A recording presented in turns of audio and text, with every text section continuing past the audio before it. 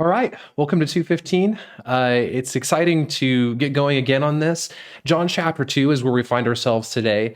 This is actually the third video in our series on the Gospel of John. So if you haven't seen any of the previous videos, I'll actually include a link in the description for the playlist, so you can go check those out first and then come back here and we'll get started on this. So today, as I mentioned, John chapter 2, Jesus performs his first public miracle, the turning of water into wine at a wedding in Cana. So this also marks the first of the previously mentioned 7 signs that are included in the Gospel of John. That they're there to illustrate elements of Jesus's deity and his character and his mission. And so we'll get to take a look at that today. Jesus also in this chapter here, he cleanses the temple on his first recorded Passover. And there's some significance that's included there as well. It has important ties to prophecy, as well as displaying God's passion regarding sin. So without further ado, let's get started.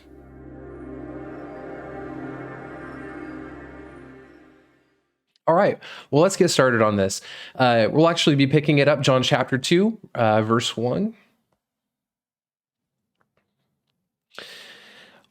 On the third day, there was a wedding in Cana of Galilee, and the mother of Jesus was there, and both Jesus and his disciples were invited to the wedding. So a little bit of information about this, actually. Weddings in Jewish culture, they were large social gatherings. There was a great importance to weddings, this great importance that was placed on them.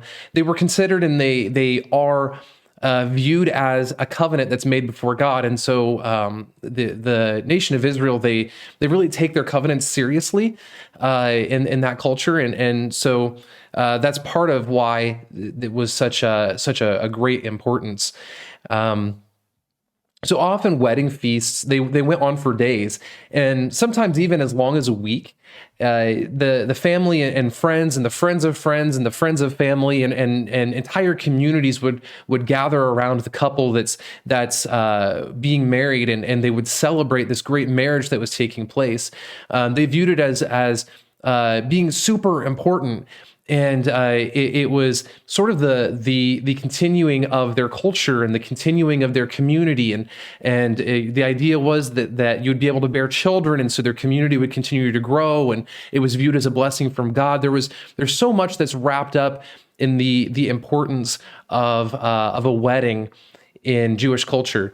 So weddings were, and they are, the beginning of a marriage, the single greatest human-to-human relationship in existence. It's the marriage, it's an institution that's designed, and it was originated by God as the foundation of the family. The family, it serves as sort of the building blocks for society. And when we see that breakdown of the family, we see the breakdown of society as well.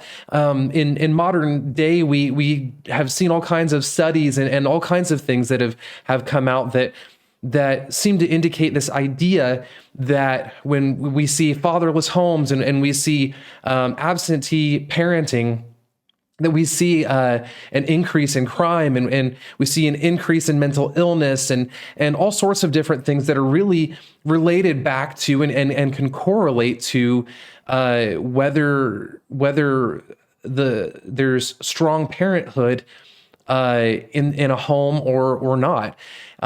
So marriage is kind of where all that begins. It's marriage as God designed it to be is where family begins to be built and community from there. Marriage, particularly when it's fulfilled as God has intended, it's a picture of Christ and the church. It's reflective of our relationship with the Lord and what he wants to accomplish with us and through us. As I mentioned previously, this is Jesus's first recorded miracle in the Gospel of John. Jesus's attendance when he held such a mission-focused mentality during his earthly mission, his earthly ministry, as well as that he conducted this miracle at the wedding. It only seems to solidify to me the importance that God places on the institution of marriage. Jesus had such a mission-focused mindset when it came to his earthly ministry that he could have had, I imagine, a million different things that he could have been doing, but it was important for him to be present for this marriage. While it's not directly tied to the Bible study this morning, as we're going through it, as a sort of a side note, Jesus and his disciples, it says that they were invited to the wedding here in the text. So this, in some ways, it raises a question, at least to me, that all married couples, I think, should consider. That question being, are we inviting Jesus into our marriage? Is he welcome in every area of it? Or are we sort of keeping him at the peripheral? Are there areas of our lives even that we're excluding him from?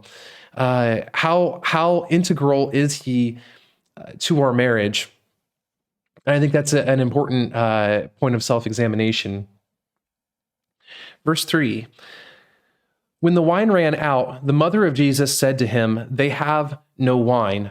So there's a large debate that sort of rages over whether or not the wine that had already been present and had been drank at this wedding, or even the wine that Jesus produces during this miracle, there's a large debate that sort of rages around this as to whether that wine was alcoholic or not, and the implications of either side of that debate.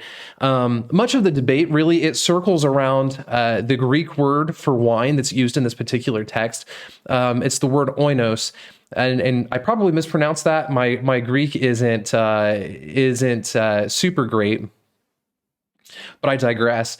So it circles around this Greek word, and whether or not it refers directly to wine that was fermented, unfermented, or is used for anything made from grapes, even possibly vinegar. So any of these are this is sort of where the debate really lies.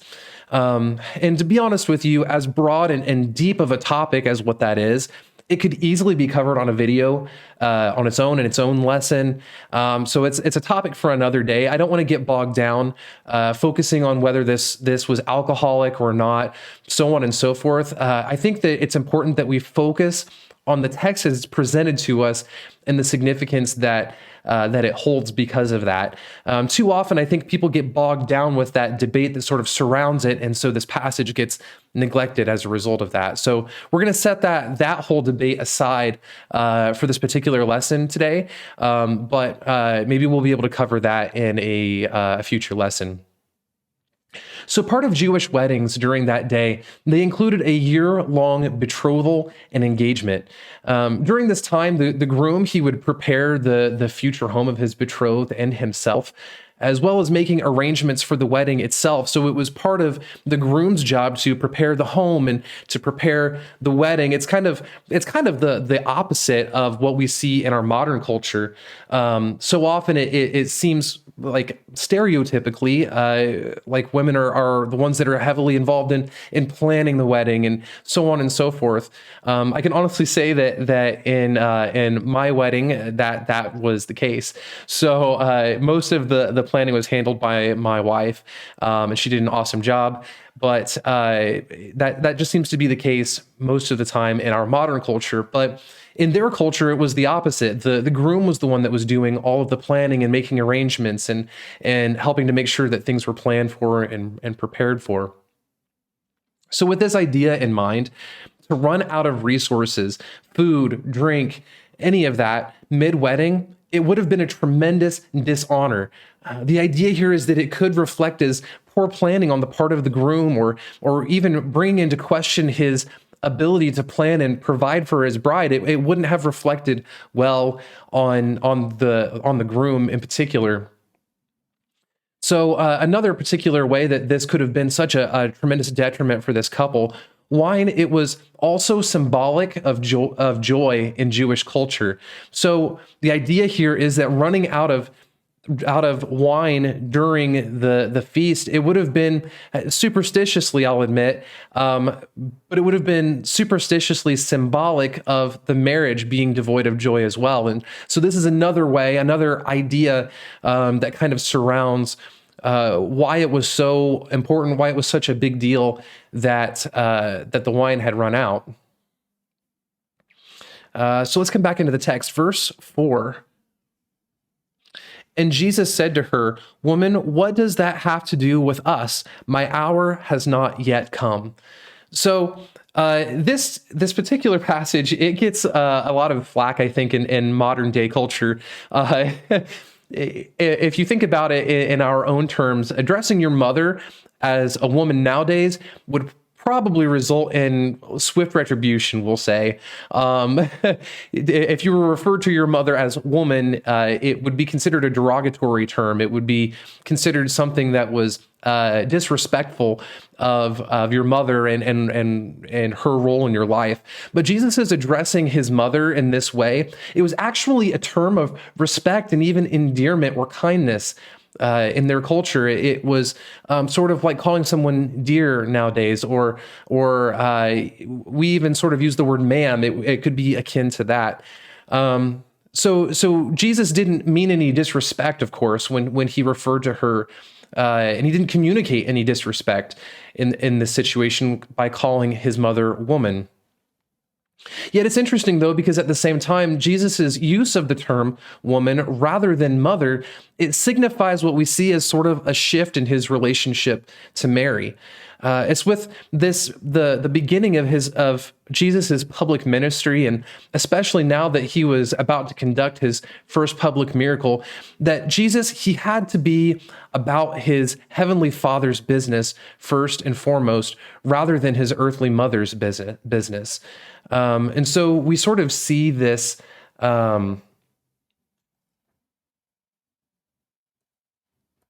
We sort of see this idea of we sort of see this idea of Jesus's focus being shifted from one to the other. And as evidence of this, from this point through the Gospel of John, we see this shift in multiple passages as his focus becomes squarely on the will of the Father. So we'll take a few look at these passages to kind of give you an idea of what I mean. The first one that we'll take a look at here is John chapter 5, verse 19. Therefore, Jesus answered and was saying to them, "Truly, truly, I say to you, the Son can do nothing of himself unless it is something he sees the Father doing. For whatever the Father does, these things the Son also does in like manner." The next one that we'll take a look at is John chapter 5, verse 30, so just a little ways down here. It says, "I can do nothing on my own initiative. As I hear, I judge, and my judgment is just, because I do not seek my own will, but the will of him who sent me. If I alone testify about myself, my testimony is not true. There is another who testifies of me, and I know that the testimony which he gives about me is true." I guess we included verse 32 there as well. Then another example that we can kind of look at here is John chapter 8, verse 28 and 29. "So Jesus said, when you lift up the Son of Man, then you will know that I am he, and I do nothing on my own initiative, but I speak these things as the Father taught me, and he who sent me is with me. He has not left me alone, for I always do the things that are pleasing to him." So here's a few examples to kind of keep in mind with this idea that that Jesus, his attention and his focus began to shift away from his earthly family and to the Father. Actually, another good example of this, in all three of the Synoptic Gospels, there's another interaction that we see recorded there, in which Jesus' mother and his brothers, they come to him while he's teaching a crowd, and they request to see him. All three accounts are similar to each other, but Luke's is perhaps the most succinct, and we'll take a look at it. "And his mother and brothers came to him, and they were unable to get to him because of the crowd. And it was reported to him, 'Your mother and your brothers are standing outside, wishing to see you.' But he answered and said to them, 'My mother and my brothers are these who hear the word of God and do it.'" So this is, like I said, just another example, another place that we can look at and get this idea that Jesus's attention, he was so focused and honed in on the mission that the Father had for him, that not even his own family could serve to distract him from that.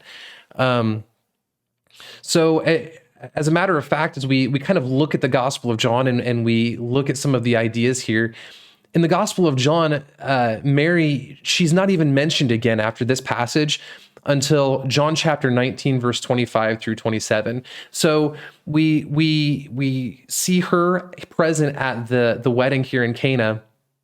And in the Gospel of John, we don't see her again until John 19 at the crucifixion, when Jesus entrusts her to the disciple John.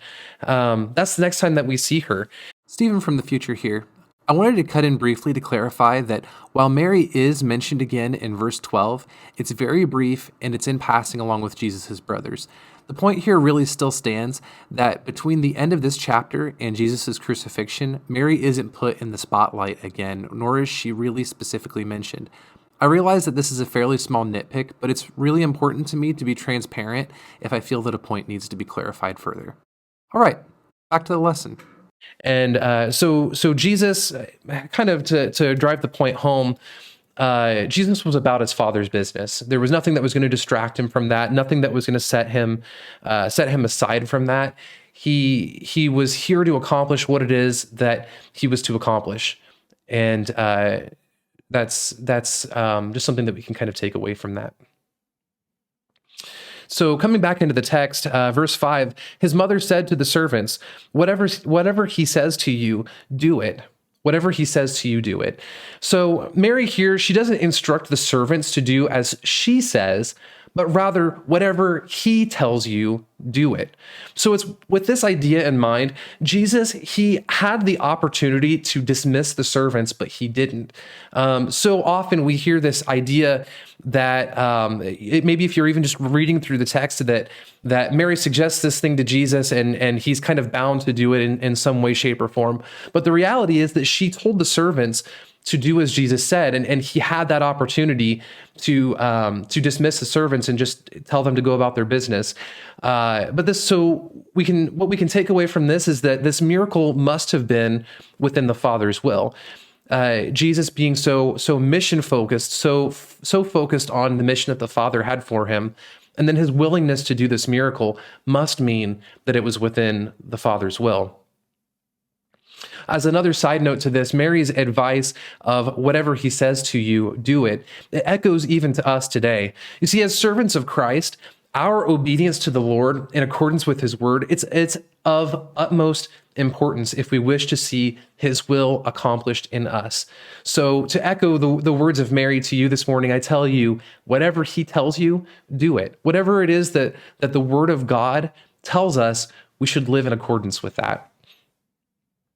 Verse 6, now there were 6 stone water pots set there for the Jewish custom of purification, containing 20 or 30 gallons each. And Jesus said to them, fill the water pots with water. So they filled them up to the brim. And he said to them, draw some out now and take it to the head waiter. So they took it to him. So this water that was present, as it kind of mentions here in the text, it wasn't for drinking, but rather it was for the Jewish custom of purification. And there would have been about, the containers would have held about 150 gallons total. So because it was meant for the Jewish custom of purification, this means that it was directly associated with, and it would have been used for adherence to the Jewish law. The Jewish customs regarding washings, cleansings, so on and so forth, especially prior to eating. It was one of those times when washing was part of the Jewish law and it was commanded. So that's what this water was really present here for. So much like this water, adherence to the law, it was only able to clean temporarily, but it was unable to grant freedom from sin and from shame. Jesus, yet, he comes onto the scene and he transforms this water that's used for this Jewish purification, and he transforms it into wine. Just as he would soon institute a new covenant through his blood, that can cleanse and set us free. So where this water representing sort of the law, it was only able to aid in cleaning temporarily. Jesus was able through his blood to cleanse and set us free. So it's interesting because Jesus, he doesn't have the servants pour out the water that was present in the jars and then refill them, even though they could have contained impurities from washings, so on and so forth, keeping in mind that this water wasn't for drinking. That's not what it was there for. It was for Jewish purification. So it could have contained dust and dirt and things of that nature. But Jesus doesn't have them pour it out first, but instead he adds to the water that's already present. And he has the servants fill these jars to the brim. So there's a couple of different ideas here and a couple of different thoughts that I have kind of pertaining to this idea that they were filled to the brim. One, not only does this prevent any conjecture that he simply mixed wine with the water in order to gain the appearance that he had turned all of it into wine. That would have just caused, a really diluted wine. But it also speaks to Jesus' fulfillment of the law rather than the abolishing of it. So this is something that Jesus accomplished, and he speaks about this in particular in Matthew chapter 5, verse 17. Do not think that I came to abolish the law or the prophets.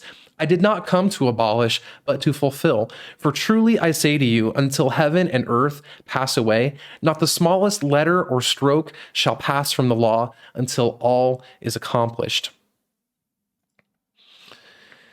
So Jesus came to not to abolish the law, but to fulfill it. So that can sort of be represented here by this idea that he didn't pour out the water, but that he filled it to the brim. It's also really important to note that while these servants, they weren't the ones themselves that were performing the miracle, their obedience to Christ was key in the miracle.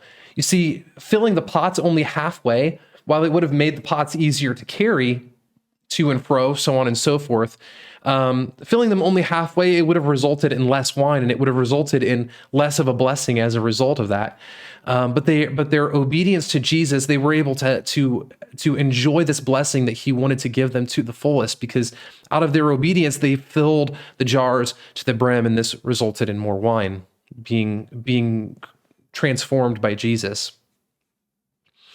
So their faith in Jesus, it was also key, especially considering that this is Jesus's first miracle that's recorded, at least. They had to have faith that Jesus was able to aid in this situation at hand, even if it was supernaturally, even if it wasn't just this idea that Jesus had more wine that he could provide them with. They even had to have faith in him that it could be handled supernaturally. Jesus, presumably, he could have filled the pots himself or simply created the liquid in the pots, but instead he wanted the servants' involvement coupled with their faith and their obedience so that they could also share in the blessing of seeing Jesus's glory firsthand. And this is one of those areas in our lives where when we're obedient to the Lord and when we place our faith and our trust in him, that we can see his glory firsthand as he works in and through our lives. It's not enough simply to stand on the sidelines and to not be involved, but our obedience and our faith in him helps us to experience his glory firsthand. Verse 9, as we come back into the text. So when the head waiter tasted the water which had become wine and did not know where it came from, but the servants who had drawn the water knew, the head waiter called the bridegroom and said to him, every man serves the good wine at first, and when the people have drunk freely, he serves the poorer wine, but you have kept the good wine until now. So we see no record present that Jesus received the credit at the time that this miracle occurred. The head waiter, he called the groom over and complimented him on the quality of the wine. He didn't call Jesus over and compliment him on it. Yet it's as the writer is so sure to point out, the servants who had drawn the water knew. The passers-by, the ones who were on the peripheral of the situation, they missed the miracle itself taking place, and it was really just kind of pinned on that the groom brought out the good wine later on in the wedding, where the reality is there's this tremendous miracle that took place, and the ones who were the servants, the ones who were obedient and had faith in Christ and were involved in the process, they are the ones who saw the miracle happen firsthand and experienced that blessing from it. So as the head waiter also mentions here, the usual order of events in one of these weddings, it was just something that they did, and maybe other events as well is a good possibility. But the usual way that they did it is that they would bring out the good wine, quote unquote, first, and it was used until the guests were drunk, and then the poor wine would be used.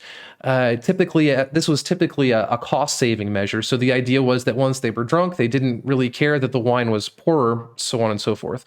But Jesus, he produced that which was declared to be good last. And a few thoughts that we can kind of take away from this. The Lord, he doesn't produce poor or shoddy work. He doesn't do anything only halfway. And instead, much like creation, what he produced, and it was declared to be good. Jesus, he doesn't do anything in us halfway. He came to, we even see this in the crucifixion as there are various different things that are offered to him to help him through the process, and yet he took the full brunt of this physical punishment that was taking place. And so we see that Jesus doesn't do anything halfway. What he produces is good. I think it's also ironic that this also means that which was thought to be the good wine, because of Jesus and what he produced, what was thought to be the good wine originally was actually now the poor wine, comparatively speaking. You see, while the world seeks after riches and pleasures, that they seem to have this idea that it's the pinnacle of things to be attained. Jesus, he offers a better way, supplanting that which is thought to be good by worldly wisdom. That which he produces in us and for us through faith and obedience to him, it's far greater than anything that the world could ever offer or provide. That which Jesus produces. Verses 11 through 12.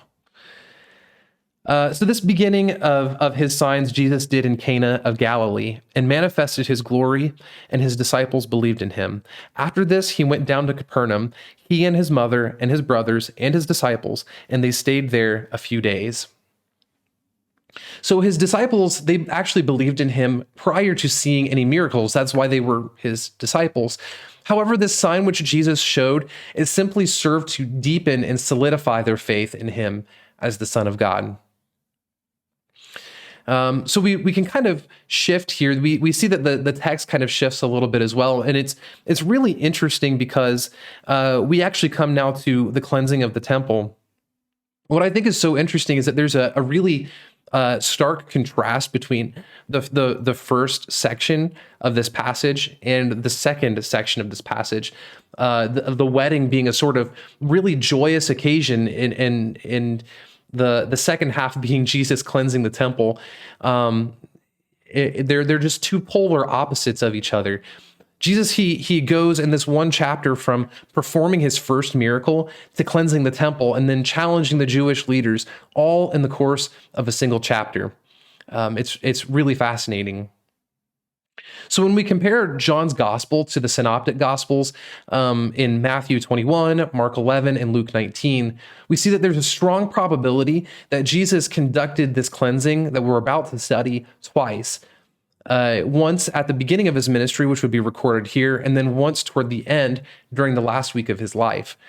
So with that in mind, we'll begin to take a look here. Verse 13, the Passover of the Jews was near, and Jesus went up to Jerusalem, and he found in the temple those who were selling oxen and sheep and doves, and the money changers seated at their tables. So, as mentioned in one of our previous studies, the events surrounding Jesus' life, they were intimately connected to the Jewish feasts, and in this particular case, the Passover. Passover, it was crucial for the Jews. It was the holiday, the feast for the Jews. And many would travel from long distances in the surrounding areas to make sacrifices at the temple. However, because of the great distances that they would travel, it was difficult for many to bring sacrifices with them. And so because of this, vendors, they began setting up to sell animals for sacrifice and exchanging currencies. All of this was usually at really exorbitant prices. And a lot of times they would hike up the prices because of the increase in foot traffic. And originally, most likely, their booths and things were actually not set up inside of the temple. They would have been set up outside of the temple. But little by little over time, they sort of would have worked their way into the courts of the temple. So for a little bit more context on this particular, some of the thoughts surrounding this passage, this particular court where all of this is happening, it's most likely the court of the Gentiles. And it was actually the only part of the temple in which non-Jews were allowed to be present. This court, rather than the second court, which was exclusively for the Jews, it was also the area where Jesus did most of his teaching while he was at the temple, in this area where even the Gentiles could have heard. So the court of the Gentiles, it was intended to be a place where non-Jews could come to learn about God and possibly even learn to worship him.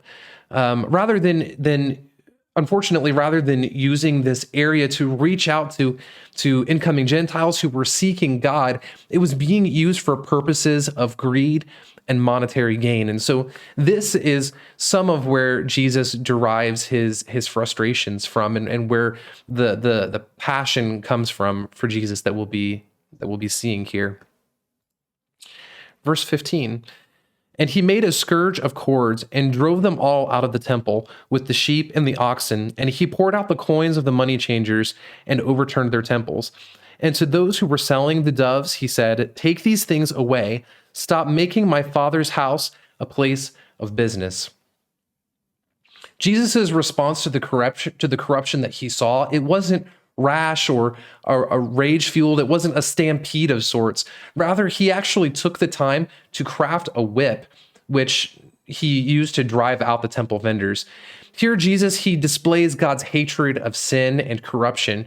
And all too often, we try to box Jesus in as being sort of warm and cuddly and just a wise teacher, so on and so forth. But while compassion is central to Jesus's heart and his character, so also is his desire for us to walk in holiness with him.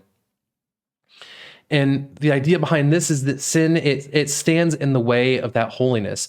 But Jesus, he was unwilling to allow it to remain as an impassable barrier, going so far as to cleanse the temple, and in our lives, going so far as to give his life on the cross so that we could be cleansed of sin. Verse 17. His disciples remembered that it was written, "Zeal for your house will consume me." So this is a reference to a Davidic psalm in Psalms chapter 69, verse 9. The Hebrew word for the word that's translated here as zeal is Cana. Hebrew, much like Greek, isn't one of my strong suits, but it means jealousy or ardor, which can be defined as an enthusiasm or a passion. So Jesus, he was so consumed with enthusiasm, passion, and holy jealousy that no semblance of sin could remain intact in the temple, but it had to be removed. He was consumed with zeal for his Father's house. So following Jesus' example, do we, as we kind of begin to think through some of this, do we follow Jesus' example in possessing a zeal for the things of God? Are we enthusiastic and passionate about living lives that are holy before him? Are we passionate about removing sin from our lives? It's something important that we should focus on. Chapter 8, verse 18. The Jews then said to him, "What sign do you show us as your authority for doing these things?" Jesus answered them, "Destroy this temple, and in 3 days I will raise it up." The Jews then said, "It took 46 years to build this temple, and will you raise it up in 3 days?" But he was speaking of the temple of his body. So when he was raised from the dead, his disciples remembered that he said this, and they believed the scripture and the word which Jesus had spoken. So Jesus' resurrection from the dead, it served as the sign of his authority, not only to clear the temple, but also his authority over death itself. The Jewish leaders, they misunderstood, not realizing that they would actually, in fact, be the ones to destroy his body, only for him to raise it again 3 days later, just as he said it all would happen. This claim in particular is actually also used, and we'll see that later. This claim is also used as a charge against Jesus during his trial before the crucifixion. You see, even in their misunderstanding, rebuilding the temple in 3 days is something that only someone divine could accomplish. It's not something that a normal human's ability could accomplish. It had to be someone with a supernatural ability. Verse 23, now when he was in Jerusalem at the Passover during the feast, many believed in his name, observing his signs which he was doing. But Jesus, on his part, was not entrusting himself to them, for he knew all men, and because he did not need anyone to testify concerning man, for he himself knew what was in man. So this particular passage, it says, as they observed his signs which he was doing, Jesus, he was aware of that this belief that they attained. It was born specifically out of his performing signs, and it was superficial, and it wouldn't last. He didn't need anyone to testify to him about this. He knew and could tell it. So over the course of Jesus' earthly ministry, people would follow Jesus for many different reasons, and some because of the signs that he performed, and some because of healings, and some because their physical needs were being provided for, such as in the feeding of the 5,000. But I think much like for them and for us, it kind of goes back to the idea in chapter 1, when Andrew and Peter began to follow him, and Jesus had these words for them where he says, "What are you seeking? What is it that drives us to follow the Lord? Are we just seeking after him for some sort of a heavenly genie, someone that we can pray to and hope that we receive what it is that we want? Or are we seeking after him because he has the words of life? Are we seeking after him because he is the Son of God?" I think there's a reflection point. There's something that we need to think about there when it comes to our own lives. And my prayer is that we'll surrender to him in this. So this is chapter 2. We'll be continuing with chapter 3 in the next video. I hope that you'll join us for that. Thanks for joining us for this one, and I will see you in the next one.